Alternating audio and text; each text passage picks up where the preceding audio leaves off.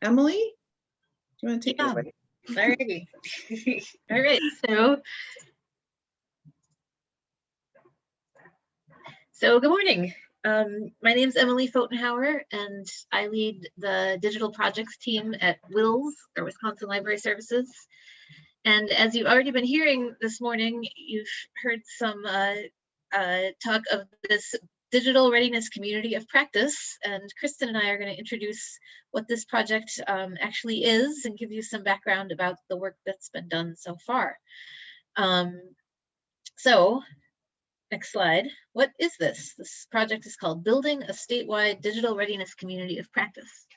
It's a 1-year project funded by a grant from the National Historical Publications and Records Commission, or NHPRC. That's the granting arm of the National Archives. And we started this project in October 2020, and it builds on work that we completed through a 2019 planning grant, which was also from the NHPRC. And the goal is to support digital readiness in small and under-resourced local historical societies and historic preservation organizations across Wisconsin. And I'll talk a little bit more about what we mean by digital readiness in a moment, but just to give you a little background on the partners involved in this.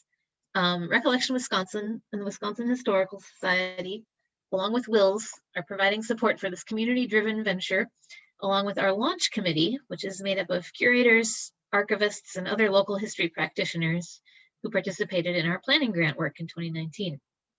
If you're not familiar, WILS, or Wisconsin Library Services, is a not-for-profit member organization that provides cooperative purchasing, consulting, project management, and other services to libraries and cultural organizations across Wisconsin.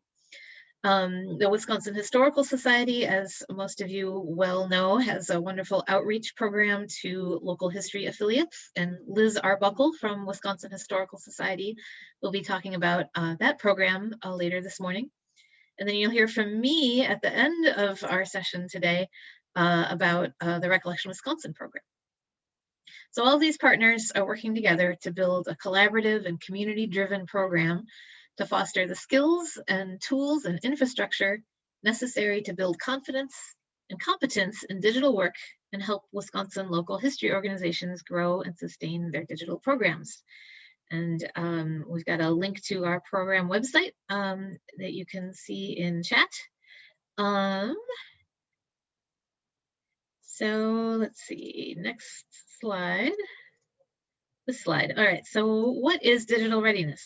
So we've got 2 key concepts that provide the foundation and the structure for this work: digital readiness and community of practice. And you've already heard us use both of these terms a lot this morning, and you're going to keep seeing them throughout the day today and all across our website.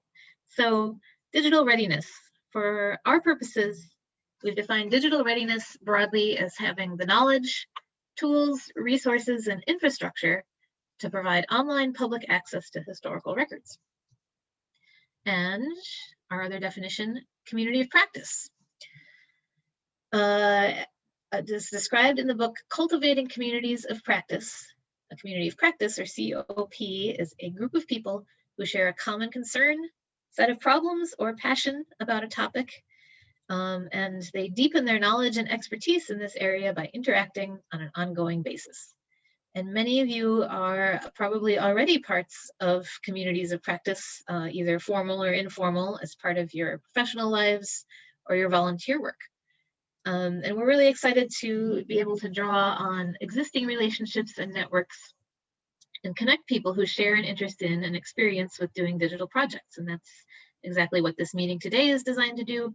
And you'll hear more about how else you can get involved in this community later this morning. And our goal for the coming months and years is to expand this community of practice to fold in more volunteers and staff from local history organizations who are working on digital projects work.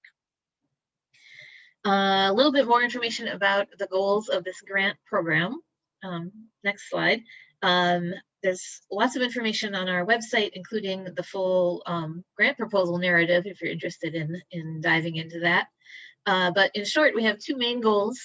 One is to increase preservation of and access to historical materials. So Liz Arbuckle spoke earlier about the importance of preserving and having access to historical resources in order to understand your own identity and culture and sort of place in the world. And we really want to facilitate that really important work in this digital age. And then our second goal is to provide resources and support to do that through this statewide community of practice where people can share best practices and experiences and learn from each other. Next slide, please.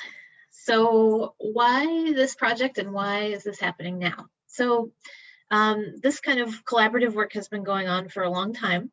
Since 2005, Recollection Wisconsin has been working with Wisconsin local history organizations to help them digitize and share their historic resources in our platform, which is also called Recollection Wisconsin. And through those relationships and that work that we've done for many years, we've learned that our community members need different degrees of support than simply sharing things like scanning specifications or metadata standards. So there's that how-to piece, which is really important. But we also know that practitioners need guidance throughout their digital project lifecycle, from planning to digital preservation and everything in between. So a little background about how we got to where we are today, starting with our planning grant in 2019. In fall of 2019, we surveyed local history organizations about their digital readiness needs and their current work. We got 120 responses to that survey. And then following on that, we facilitated 5 community conversations around the state. Those were actually in-person meetings, which was great, in order to kind of probe deeper into some of those key themes and topics that came out of the survey results. And then in the last few months of 2019, we convened 3 community-driven strategic planning sessions to further distill the results of our information gathering from the survey and the community conversations.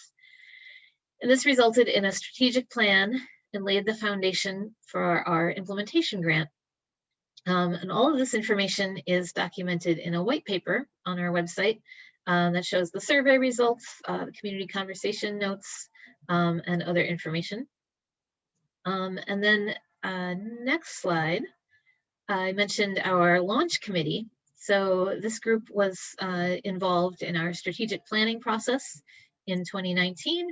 And then has been working with us over the past year as members of our Digital Readiness Launch Committee. And several of them are here today, including our host, Tammy Schutz from the Pioneer Village Museum. Here you can see their first meeting in October of 2020. So they've been meeting virtually every month. And you can see the list here on the left of who's been involved.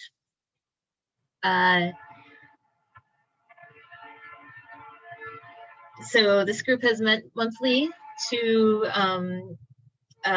provide guidance, review, and help develop our learning resources. Sorry, I live near a train, so you might be hearing train in the background.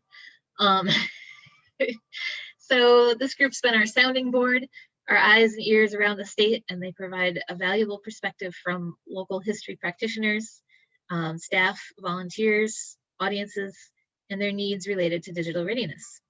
So they're essentially the foundation of the community of practice that we're aiming to grow and evolve in the coming months and years.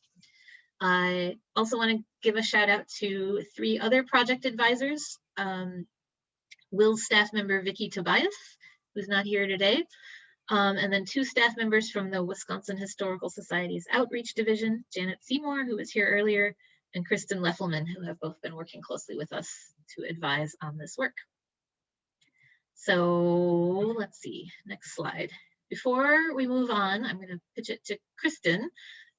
We have a question for you to ponder and share in chat about what digital readiness questions or needs do you or your organization have? And this is kind of our big question for the day. So you can add your questions or thoughts in chat now or at any point during our presentations today as you have them. And now I'm going to turn it over to Kristen Whitson, our program assistant for this digital readiness grant, who's going to tell you a little bit more about some of the tools and resources we've been creating as part of this project. Thanks, Emily.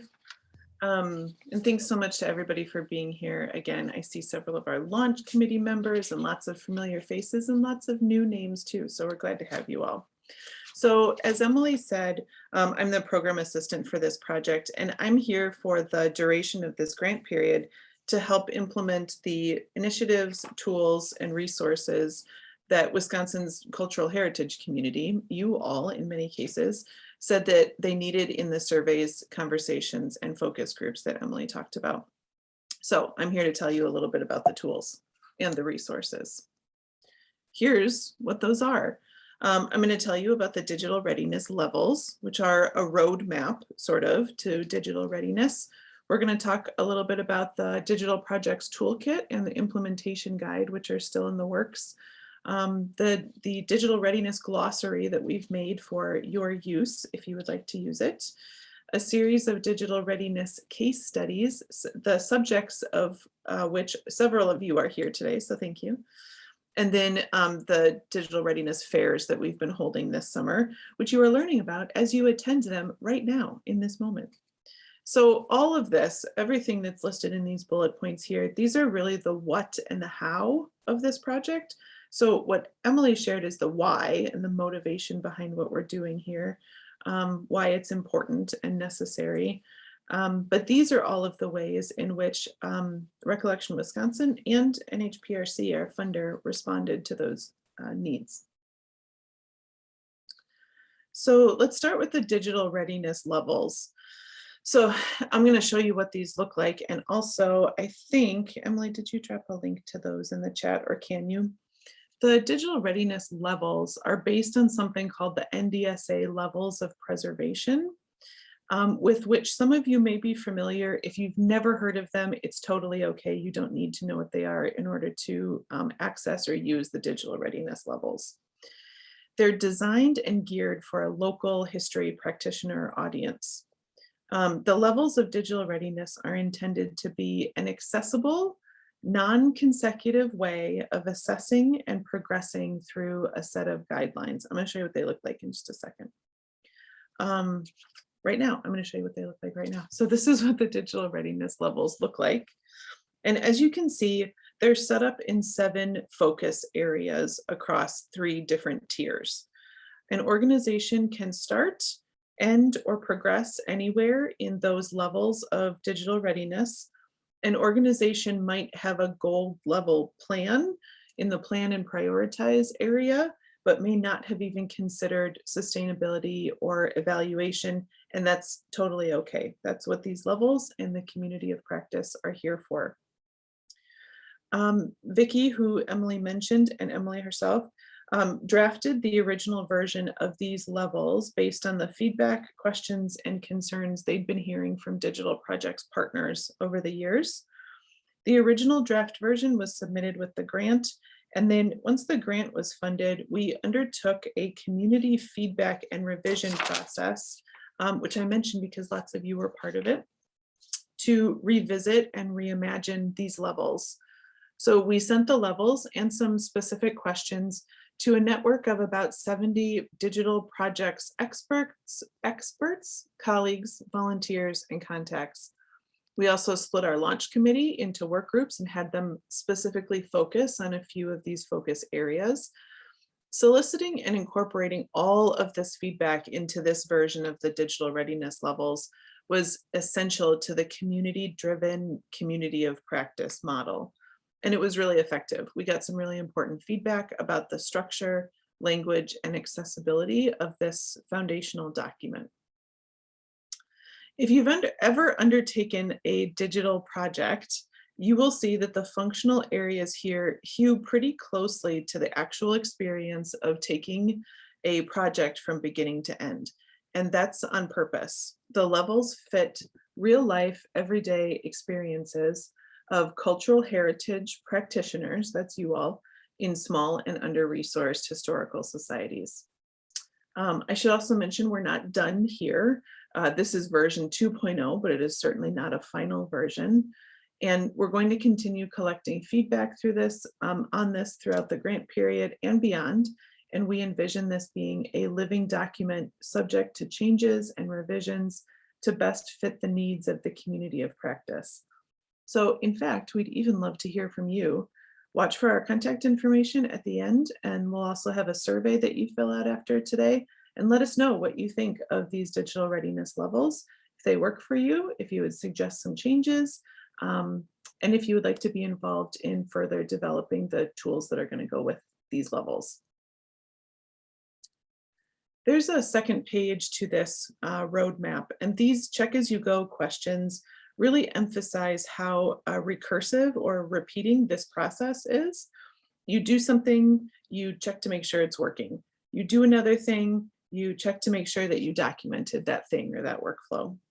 So as with the levels themselves, it seems to us, and we've heard from the community of practice, that these are questions that cultural heritage and local history practitioners do actually ask themselves in part or in whole during stages of the digital projects. So we gathered and collected them here to help those undertaking digital projects to remember to ask all of these questions at each stage of the process. All right, that's the digital readiness levels. Let's talk about the digital projects toolkit. So of the many things that we have heard from the community of digital projects colleagues is that they needed both a place to start that didn't feel overwhelming. I've just heard this from some of you today, even in our social time before the fair. So you need a place to start that's not overwhelming, and you also need specific tools to do the things that you want to do. As Emily said, you all need more than just metadata standards and scanner recommendations, but you also still need metadata standards and scanner recommendations. So we're in the process of combining existing Recollection Wisconsin instructional materials, of which there are many at the link that Emily dropped in the chat. There are many, many resources there that can be helpful to you right away today. We're combining those with some more digital readiness specific workflows, checklists, and guidelines that have to do with those digital readiness levels. We're just adding, revising, and refining to, to include digital readiness specific resources. So in keeping with our community-driven model, the whole package will be workshopped and reviewed extensively by that same network, the launch committee, and the community of practice before it's launched at the end of the grant period. We hope the end of September. But you don't have to wait until then to visit the Digital Projects Toolkit and make use of the resources and ideas that are there right now. One of the resources that is available to you right now is this Digital Readiness Glossary. So among the other feedback, we heard that archives and digital collections jargon and acronyms can feel really off-putting or overwhelming to community members. I bet some of you have encountered this yourselves, the alphabet soup that is the work that we do. So one way to address that for us was to define these commonly used terms and acronyms in a really easily accessible way. So we developed this glossary, again, in coordination with the community of practice and the launch committee. We borrowed with credit, of course, the definitions from many well-known resources.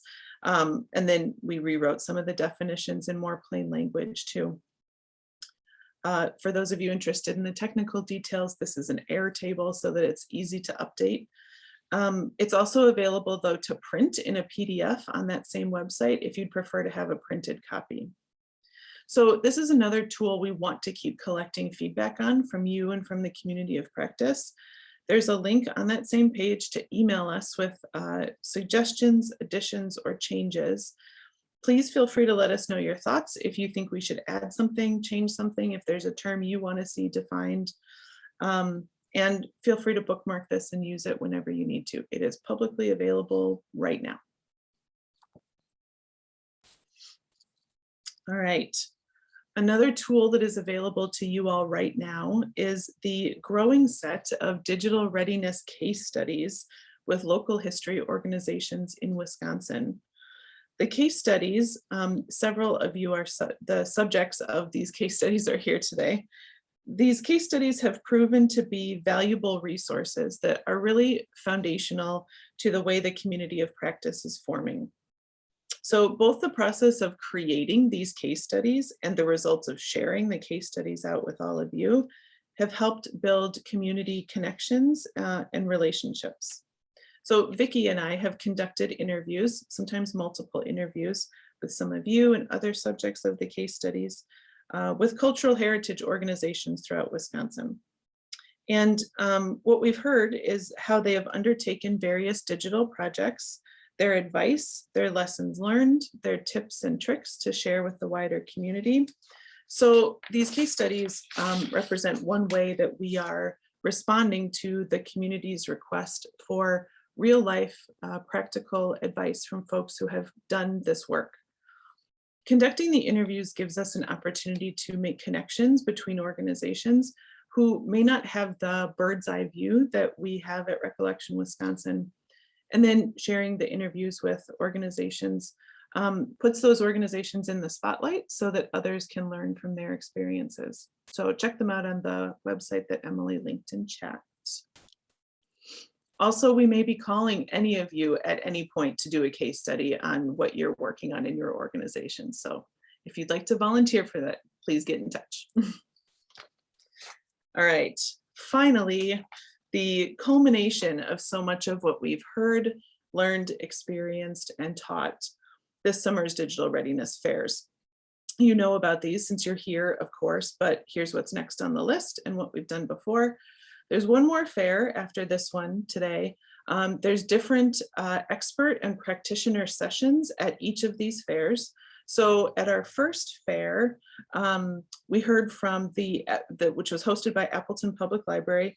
We heard from Dorothea Salo and RAD, if you've ever heard of that, about low-cost audiovisual and media digitization tools and resources. So for those of you who are trying to figure out how to digitize your vinyl records, that recording might be helpful. We also heard from Kitty Werner, who I see is here joining us again today. She's at the Oconto County Genealogical Society, and she talked to us about their newspaper digitization project. And then from Lena Rosenberg Foley, who's the Lawrence University archivist, about something called Digitization on Demand. And then at our second fair, which was hosted by the Crandon Area Historical Society, we heard from Jim Bokern and Brad Castleberry about their work with the Forest History Association of Wisconsin and National History Day students. We also heard from Bonnie Bird and Kimberly Redding about their use of the history app, the Clio.com, if you've ever heard of it, using digitized materials. So check those sessions out if you think that they are of interest. Today's sessions you know about because you're here.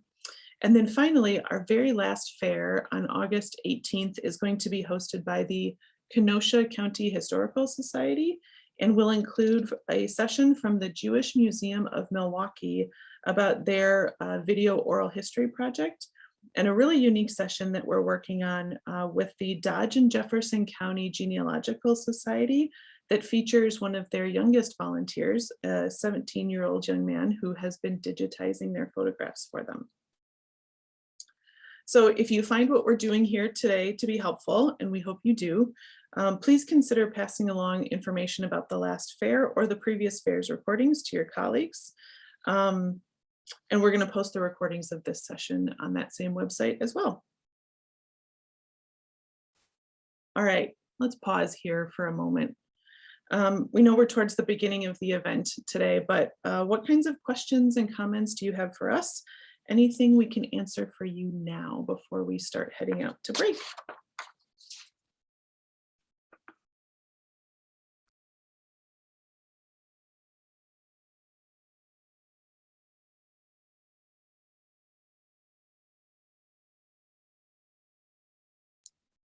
I'm just getting caught up on the chat.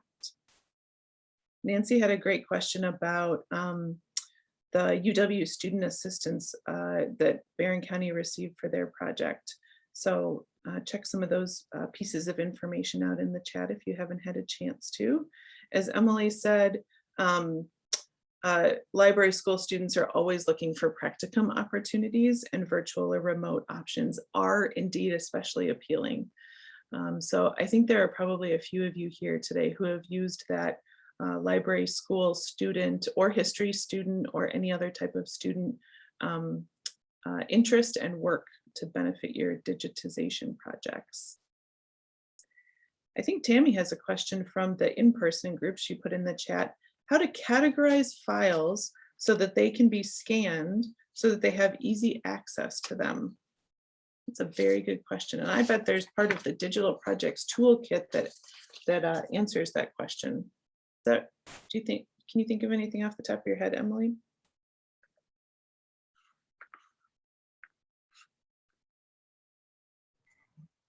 Let's see, that's a good question. Sorry. That's okay. I'm wondering if John in Superior might want to talk about what they've done, if he's still here, because I know that they've done a lot of photo scanning and sort of organized things by theme or location. A lot of it was, you know, buildings or street scenes that they used folders to organize by location. Yeah, so a lot of our collection was previously scanned. However, a lot of it was scanned at very low resolution, probably at that time just to save space. And so we started this after we got kind of delayed on a lot of our projects due to the pandemic, and one of our employees is actually through a federal program that helps older adults get job skills. So he was kind of a key part of that project. We've now rebooted that project this year, and the first project we tackled was scanning our David F. Berry photo collection. David F. Berry was a photographer that went out to the Dakota Territory in the later 1870s through the 1880s, took a lot of photos of the Native American chiefs. We probably have the largest collection of his photographs due to the fact that we have all his, in 1890, he came to Superior and lived here for the next 42 of the next 44 years of his life until his death in 1934. The Denver Library has a lot of his glass plate negatives. The Museum of the Rockies has a wonderful collection of his photographs, but we felt that that was critical to preserve that collection. So we went through and we've just completed rescanning as of last week, rescanning our entire David F. Berry collection. Now it's a matter of doing the documentation on those scans. So we're in the process of that next step of creating our indexes and adding the metadata to those scans. And next we're going to start tackling drawer by drawer the rest of our photo collection. You know, we've done some ad hoc as we've needed it. We do sell reproductions, so as we've needed some photos, we've rescanned them. Of course, the original scans, many of them were almost all of them were TIFF files, or not TIFF files, but JPEGs. So we're doing them all to TIFF files in various. You know, we've set standards for the resolution that we're scanning. For instance, portraits we're typically scanning at 600 DPI because that's more than adequate. But street scenes, we found some street scenes, it's really interesting when you scan them up to 24, and in some cases we've even done 4800 DPI scans. The detail you can pick out of originals that were created from 8x10-inch glass plates is incredible. When you start picking out hats were for sale for $2 in the store window. The license plates on the cars, or the people actually in the cars that are down the block that you can't see, that you suddenly realize, oh, okay, that's a taxi, and there's the driver and his passengers in the back seat. That's pretty neat. So we're we're starting to tackle that collection next, but we have completed the rescan of the David F. Berry collection. Thanks, John. And we've got some really good questions coming in the chat, but I also don't want to let us get too far behind today. So we're going to skip to a break at this moment. We are going to come back at